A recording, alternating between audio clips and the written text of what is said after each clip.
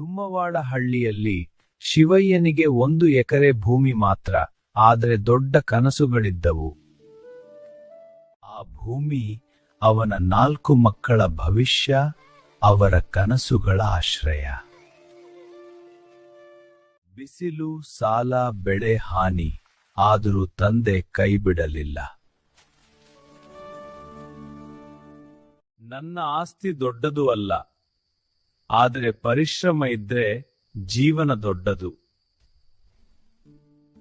ತಂದೆಯ ಮಾತು ಮಕ್ಕಳಿಗೆ ದಾರಿ ತೋರಿಸಿತು.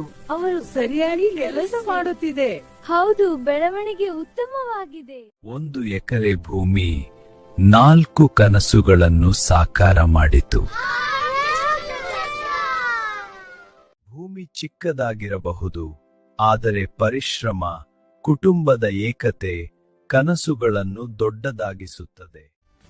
ಇದು ನಮ್ಮ ಹೊಸ ಡ್ರೋನ್ ಟೆಕ್ನಾಲಜಿ. ಈ ತರಹದ ವಿಡಿಯೋ ನಿಮಗೆ ಇಷ್ಟ ಆಗಿದ್ದರೆ ಚಾನೆಲ್ ಸಬ್ಸ್ಕ್ರೈಬ್ ಮಾಡಿ.